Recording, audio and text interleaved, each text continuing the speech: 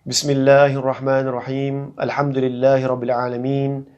Wa asyhadu an la ilaha illallah wahdahu la syarikalah wa asyhadu anna sayyidina Muhammadan abduhu wa rasuluh. Allahumma salli wa sallim wa barik ala sayyidina Muhammad wa ala alihi wa sahbihi ajma'in. Subhanaka la ilma lana illa ma 'allamtana innaka antal alimul hakim. Nawaitu ta'allum wa ta'lim wa tadhakkur wa tadhkir wa nafa' wal intifa' wal ifada wal istifada wal hatha 'ala tamassuki bi kitabillah wa sunnati rasulih sallallahu alaihi wasallam wad du'a ila al huda wad dalala 'ala al khair ibtigha'a mardatillah wa wajhillah wa qurbihi wa thawabihi subhanahu wa ta'ala. Radina billahi rabba wa bil islami dina wa bi Muhammadin sallallahu alaihi wasallam nabiyyan wa rasula. Ya Hayyu Ya Qayyum birahmatika nastaghith aslih lana sya'nana kullah wa la takilna ila anfusina tarfata 'ain. Hasbiyallahu la ilaha illa huwa alaihi tawakkalt wa huwa rabbul arsyil azim.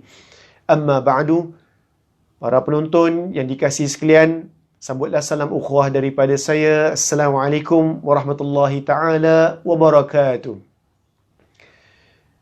Para penonton yang dirahmati Allah sekalian, marilah sama-sama kita ucapkan Alhamdulillah dan rafakkan rasa syukur kita ke hadrat Allah Subhanahu Wa Taala, yang mana Allah Subhanahu Wa Taala telah memberikan kita kesempatan sekali lagi untuk bersama-sama kita menyambut bulan Ramadan ini. Bulan yang penuh rahmah, bulan yang penuh kasih sayang, bulan yang penuh didapati pengampunan di dalamnya, dan bulan yang mana Allah Subhanahu Wa Taala memberikan kita untuk beriadah, untuk berusaha menjauhkan kita daripada sifat-sifat yang tercela. InsyaAllah pada hari ini saya akan berkongsi dengan anda sekalian. Tajuknya ialah marah. Marah ni satu perkara yang biasa kita merasai sebagai manusia biasa, ya. Kerana kita bukan malaikat, dan malaikat mempunyai sifat-sifat yang telah ditentukan oleh Allah SWT. Kita berbeza. Jadi kalau kita melihat, ya, di dalam kehidupan kita, kehidupan seharian kita ini, banyak perkara yang berlaku, membuatkan kita ni kadang-kadang terasa suka duka, perasaan marah, menyampah, ya, kadang-kadang bingit.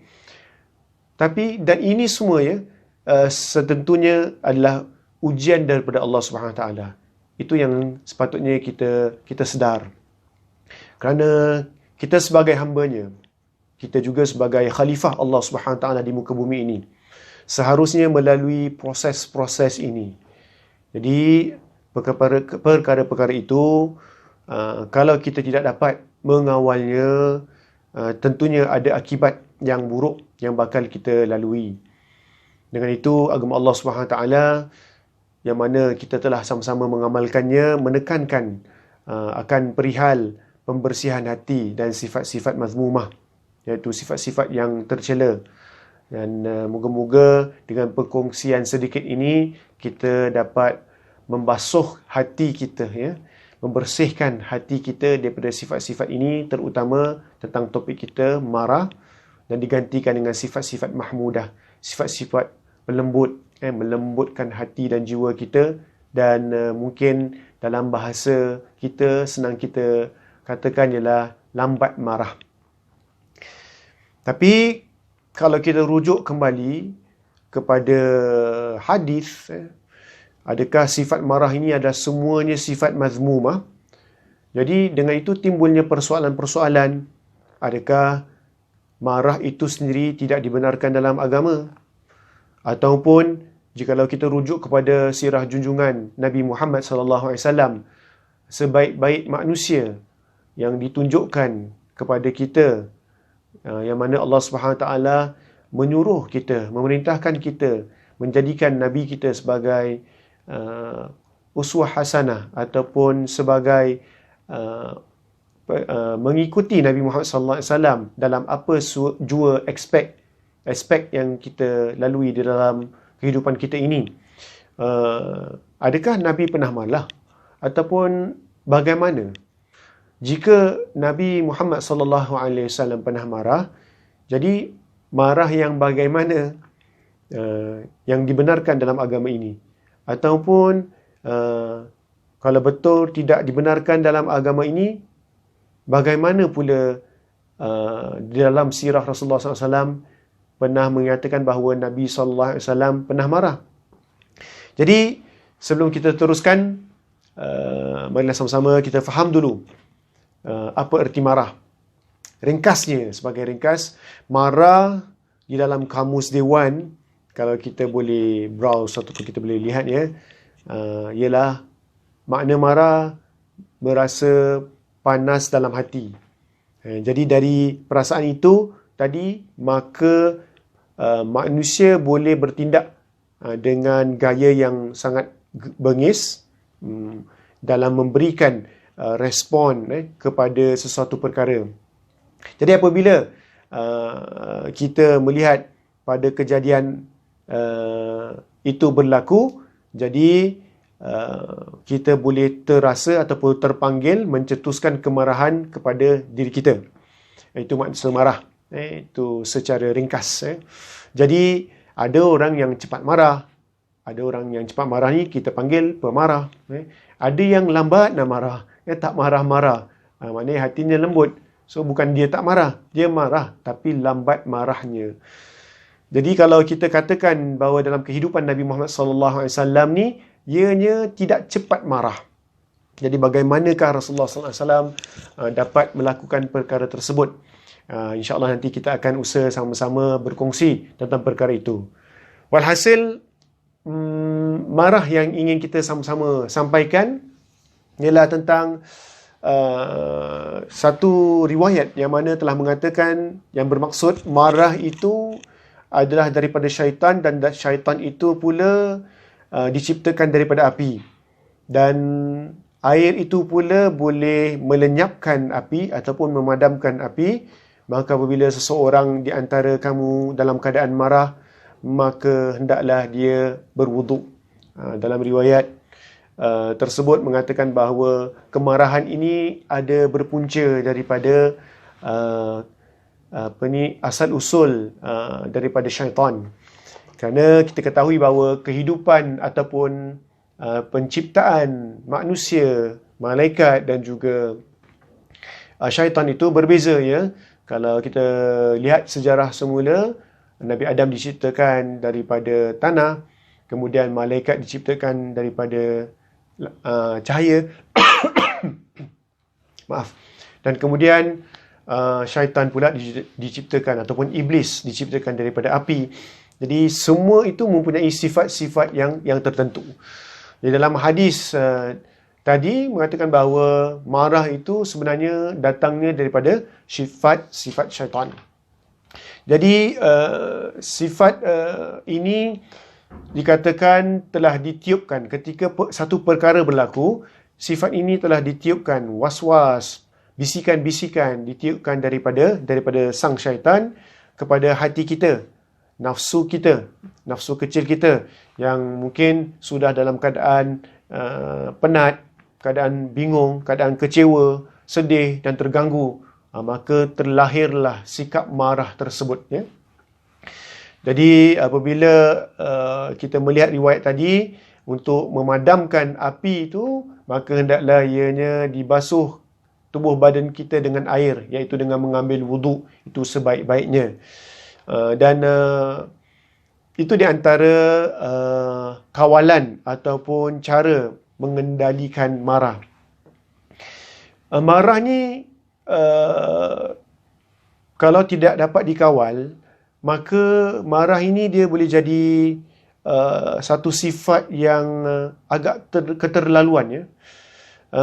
Kerana kalau kita sendiri kadang-kadang ataupun kita mempunyai sedikit pengalaman, iaitu apabila marah itu tercetus, kita tidak dapat kawal diri kita. Kita tidak dapat kawal emosi kita. Kita tidak dapat kawal pemikiran kita yang waras ini. Dan kadang-kadang na'udzubillah sampaikan badan kita, body kita ni memberikan reaksi yang sangat sangat tidak dapat difikirkan, ataupun body kita ni memberikan reaksi yang ganas ya. Itu di antara perkara yang kalau kita tidak dapat mengawal marah ini. Jadi, Masya Allah ya, kemarahan yang berlaku kepada diri seseorang itu, agama Allah SWT ataupun Nabi Muhammad SAW memerintahkan untuk mengawalnya. Teringat saya salah satu cerita ya, ketika itu Nabi SAW jadi imam dan kemudian para sahabat seperti biasa menjadi makmum solat berjamaah bersama Nabi Muhammad SAW. Dan di dalam jamaah itu ada seorang Badawi. Dan ada salah seorang daripada sahabat, di kalangan sahabat, sedang solat dan kemudian bersin. Seperti biasa, kalau kita sudah mendengar bersin, kita akan menjawab bersin itulah, yarhamukallah dan sebagainya. Akan tetapi, masalahnya ialah ketika itu adalah dalam solat. Jadi bila seorang sahabat itu bersin, jadi saat Badawi ini dengar, lalu menyebut yarhamukallah, doa terhadap orang yang bersin. Sedangkan di dalam solat, para sahabat semua agak terkejut. Ada sebahagiannya agak marah. Dan ada dalam riwayat itu, bukan saja mereka marah, mereka ada sebahagian sahabat merenung terhadap Badawi tersebut. Ada yang sampai tepuk di pahanya. Sangat marahlah maknanya ya. So yang sepatutnya tidak boleh berkata-kata ketika solat. Dan apabila Badawi itu nampak para sahabat memberi reaksi seperti berikut, lalu beliau pun diamlah dan memikirkan bila lepas ni apa akan dilakukan oleh Rasulullah sallallahu alaihi wasallam ya. Dan masya-Allah ya, selepas beri salam dah habis pun solat, kemudian Rasulullah sallallahu alaihi wasallam pun memaling kepada wajah para sahabat dan kemudian bertanya siapakah yang berkata-kata ketika solat tadi. Lalu Badui itu terus menjawab dan mengaku bahawa dirinya telah membaca doa orang bersin. Lalu, Masya Allah, dengan keadaan tenang, Rasulullah SAW mengatakan bahawa di dalam solat ini tidak bolehlah kita berkata-kata, melainkan bertasbih, bertahmid, bertakbir dan juga membaca Al-Quran. Jadi, dalam hadis itu menunjukkan bahawa sahabat ini dia menjawab ataupun berkata-kata ketika solat dengan berzikir menjawabkan bersin. Dan kita tahu bahawa tak boleh, akan batal lah solat kalau dengan sengaja ya. Tapi Nabi SAW sebelum membuat satu keputusan, Nabi dapat mengawal pemikirannya. Maknanya mungkin Badawi ini tidak mengetahui akan hukum hakam solat. Lalu Masya Allah, Nabi menegurnya dengan keadaan yang sangat lembut. Nabi menegurnya dengan keadaan yang sangat terhormat. Dan kemudian mendidik Badawi tadi bahawa mengatakan kita tidak boleh berkata-kata di dalam ketika solat. So, kalau kita mengambil sedikit istifadah daripada hadis ini, kita dapati bahawa Nabi SAW sebenarnya dalam keadaan situasi yang agak marah, tapi Nabi SAW boleh mengawalnya. Nabi SAW boleh menukarnya sebagai satu contoh bagaimana ingin mendidik pada mereka-mereka yang mungkin tidak ketahui tentang perihal salat. Dan kita tahu bahawa Nabi SAW adalah orang yang paling halim, yang paling santun. Dan juga Nabi SAW juga amat marah jikalau seseorang itu, seseorang hamba Allah itu mengambil kesempatan untuk menghina agama Allah Subhanahu Wa Taala. Ini jelas bahawa Nabi SAW juga mempunyai sifat marah. Ini yang telah disampaikan oleh Sayyidatuna Aisyah radhiyallahu anha, yang mana Sayyidatuna Aisyah radhiyallahu anha mengatakan, saya tidak pernah melihat Rasulullah SAW membalas sesuatu penganiayaan yang ditimpanya ke atas dirinya selama orang itu tidak menghina kemuliaan Allah Subhanahu Wa Taala. Tetapi apabila sedikit saja kehormatan Allah Subhanahu Wa Taala itu dihina, maka baginda sallallahu alaihi wasallam lah merupakan orang yang paling murka, yang paling marah terhadap perkara tersebut. Jadi dalam hadis ini menggambarkan bahawa Sayyidatuna Aisyah menggambarkan kita bahawa Rasulullah SAW marah. Akan tetapi apa yang membuatkan Rasulullah SAW marah? Jadi Rasulullah SAW marah ketika seseorang itu dia menghina hak Allah Subhanahu Wa Taala. Dia menghina Allah Subhanahu Wa Taala. Jadi Rasulullah SAW lah orang yang paling murka, yang paling marah ketika itu. Jadi di sini Nabi SAW mengajar kita lah, tidak secara langsung melalui hadis Sayyidatina Aisyah ini, bahawa kita boleh marah, akan tetapi kemarahan itu kita kena melihat sebabnya. Ini yang sering saya kadang-kadang katakan kepada para hadirin hadirat jemaah di lain tempatnya. Saya mengatakan kita boleh marah. Contohnya yang mempunyai anak-anak, kita boleh marah kalau jika ianya menghina ataupun ianya melanggar syariat Allah Subhanahu Wa Taala. Kita patut marah. Dan kemarahan itu perlu disampaikan kepada anak tersebut agar ianya tahu bahawa perkara ini tidak boleh dilakukan. Sebagai contoh, meninggalkan solat, sengaja meninggalkan solat. Jadi sebagai ibu dan ayah, apabila melihat perkara itu, sudah diingatkan beberapa kali, kemudian sengaja meninggalkan solat dengan tanpa sebab, maka kita boleh marah. Jadi itu dalam perihal sebagai keluarga antara ayah, ibu dan juga anak. Dan mungkin sebagai suami pula, melihat isteri murka akan perintah Allah Subhanahu Wa Taala, selepas kita mengingatkannya juga, tetap juga dengan sengaja, maka kita marah. Tapi cara marahnya tu bagaimana? Adakah cara marah tu kita sampai ekstrim sekali? Kita marah kerana isteri kita sengaja tidak solat dan sebagainya, tapi sambil orang yang marah itu, suaminya, marah-marah sambil mengeluarkan kata-kata kesat. Itu tidak dibenarkan oleh Allah SWT. Jadi marah ni kalau dalam bab tasawuf, kita ada beberapa tingkatan lah ya. Tingkatan marah yang melampau, tingkatan tiada marah langsung, dan tengah-tengah ya tingkatan yang agak sederhana, marah bertempat.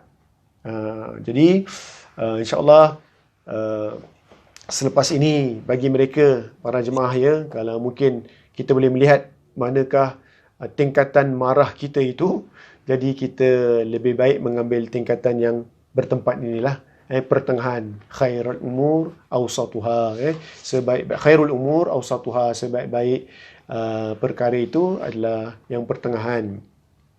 Jadi ada pula di kalangan mereka yang saya katakan melampau, maknanya apabila dia marah, kata-kata kesat dikeluarkan, tubuh badan kita memberikan reaksi yang tidak baik sehingga memukul pada tempat-tempat yang tak sepatutnya dipukul, ataupun memukul orang yang tak sepatutnya dipukul. Lebih-lebih lagi sekarang ni ya, Masya Allah ya, kita di dalam keadaan yang penuh ujian ini. Apabila orang yang datang, ambassador, mengingatkan kita untuk pakai pelitup muka, jangan pula kita marah. Habis ada kes lagi sampai ditumbuk orang tersebut. So itu agak melampau, dan itu dilarang dalam agama Allah Subhanahu Wa Taala. Islam tidak mengajarkan sebegitu rupa. Ada pula yang tidak marah langsung, dihina, agama dihina, Rasul dihina, dikutuk. Kita tak ada rasa perasaan marah pun. Tak apalah, biarlah, suka hati. Oh tidak, itu juga tidak dibolehkan dalam agama kita ya.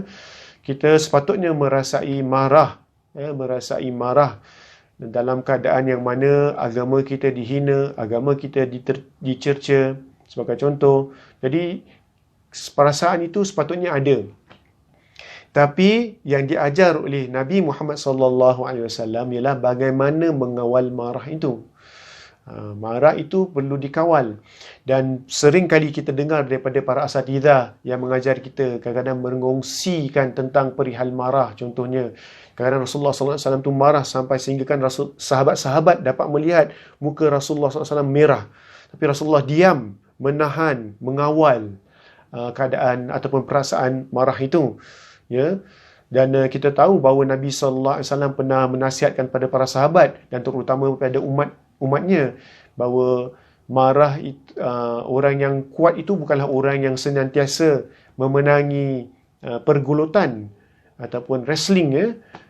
Tapi yang kuat itu adalah mereka yang dapat mengawal marahnya. Itulah orang yang kuat. Jadi Nabi dah ajar dah. Jadi siapa yang kuat ialah orang yang dapat mengawal marahnya ketika marah itu berlaku. The first impact kata dia. The first impact yang berlaku tu kita kena kawal. Sama ada kita kawal, kemudian barulah kita berfikir dan kemudian baru kita memberi respon, ataupun kita terus respon. Jadi Nabi mengajarkan di antaranya ialah mengawal dahulu, seperti mana yang saya dah sampaikan, sampai terlihat muka Nabi merah, kemudian baru Nabi sallallahu alaihi wasallam memberikan responnya. Dan Nabi sallallahu alaihi wasallam, masya-Allah ya, ada dalam hadis yang lain juga pernah para sahabat bertanya, biasanya sahabat-sahabat ni bertemu dengan Rasulullah ya, menginginkan nasihat ataupun wasiat-wasiat yang ingin diamalkan. Pergi bertemu dengan Rasulullah, tanyakan Rasulullah, apakah wasiat kamu? Dan Rasulullah pernah menjawab, la taghdab, janganlah kamu marah. Dan sahabat itu bertanya sekali lagi, Nabi terus berulang hingga 3 kali, jangan marah, janganlah kamu marah. Jadi ini menunjukkan bahawa Nabi sallallahu alaihi wasallam mengetahui tentang perihal sahabat itu. Jadi sepatutnya dia mengawal marahnya. Dan yang kedua, Nabi sallallahu alaihi wasallam bukan siapa sahaja yang datang kepada Nabi akan cakap janganlah kamu marah. Tidak ya. So setiap orang tu berbeza keadaannya. Jadi dalam hal ini Nabi sallallahu alaihi wasallam memberitahu kepada sahabat itu janganlah kamu marah. Nabi tidak pernah pukul rata dalam nasihat-nasihat dan juga wasiat-wasiat yang diberikan. Jadi sama juga dalam hal ini, seperti mana yang kita ketahui, kadang-kadang kita cepat marah, kadang-kadang kita ikut mood kita. Mood baik, kita lambat marah ya. Mood agak banyak berkecamuk di dalam pemikiran kita ini, cepatlah kita marah dan sebagainya. Contohnya balik kerja, tiba-tiba ada kejadian berlaku di rumah, anak begini, begitu dan sebagainya, ayah-ayah pula marah. Ibu pula sudah kemas rumah dan sebagainya, tiba-tiba anak campaklah bajunya di sana dan di sini berselerak dan sebagainya, marah ya. Anak pula melihat ayahnya bila dia mungkin ataupun ibunya bila dia dah buat projek ni, tiba-tiba di dalam komputer tiba-tiba ayahnya pun tutup elektrik, marah. Jadi sifat-sifat itu memang biasa seperti mana yang saya sampaikan, akan tetapi kita perlu kawal marah itu. Yang pertama, seperti mana yang saya katakan tadi, marah kita mesti bertempat. Maknanya apabila ianya ada kena-mengena dengan agama kita, ada kena-mengena dengan Allah dan Rasulnya, dengan prinsip Islam, maka kita boleh marah. Akan tetapi bagaimanakah cara marah itu perlu kita periksa. Yang mana saya katakan, janganlah kita marah yang keterlaluan, yang mana sampai mengeluarkan kata-kata yang tidak baik, ataupun kita tidak marah. Itu tidak dibenarkan dalam Islam juga ya, tidak marah apabila agama ini tercela,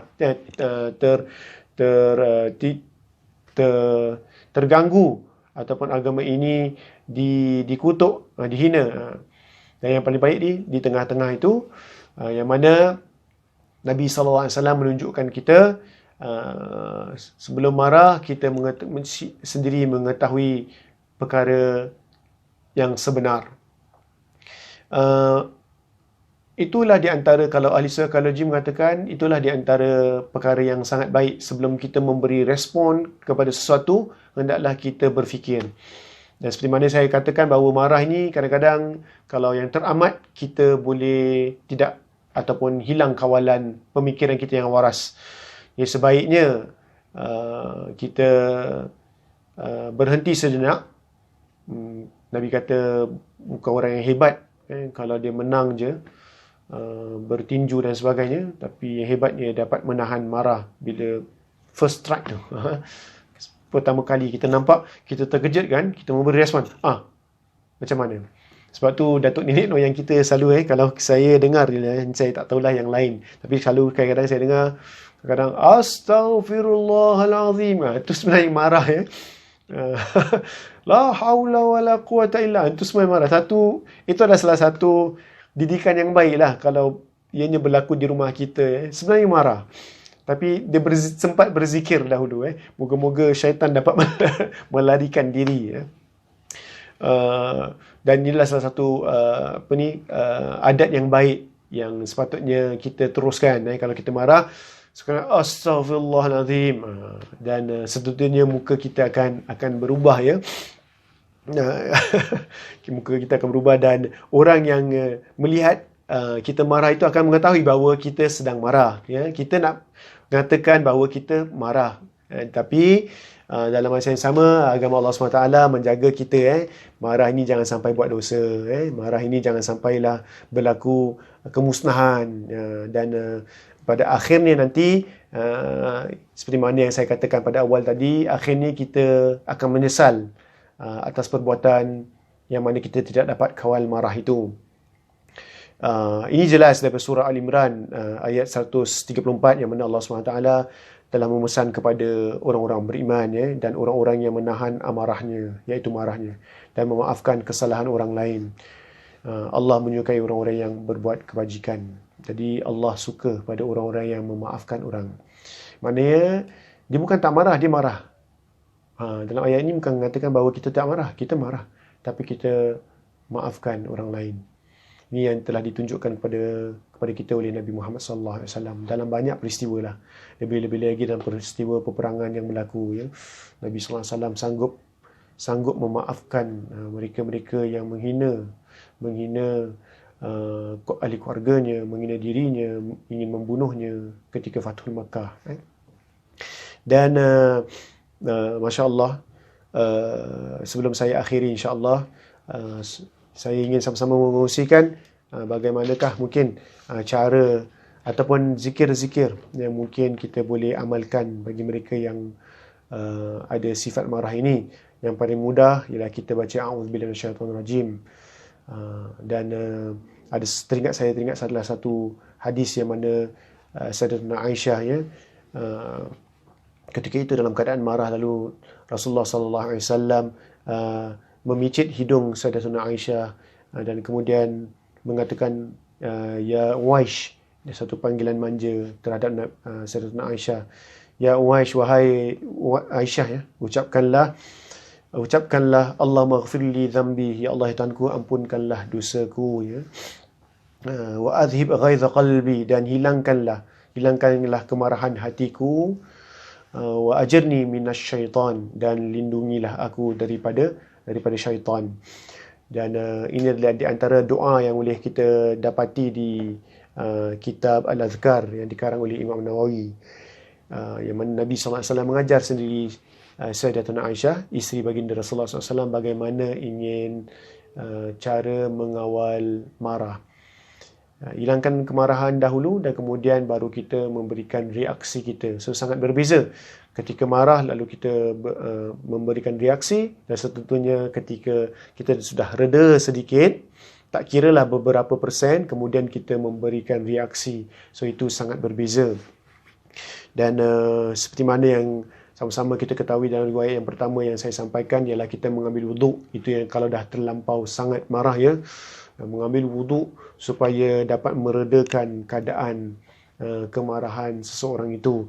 Dan banyak lagi lah cara-cara yang mungkin anda sendiri sudah bersama-sama melakukan, ya, dan anda mengalami perkara-perkara keadaan yang boleh membuatkan anda marah, lalu anda membuat respon yang mungkin tidak wajarnya, dan kemudian kita pada akhirnya menyesal atas